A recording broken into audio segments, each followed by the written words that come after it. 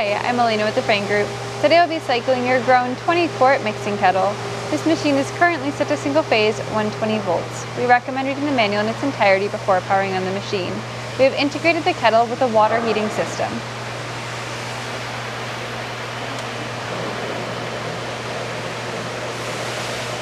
I will now demonstrate variable speed.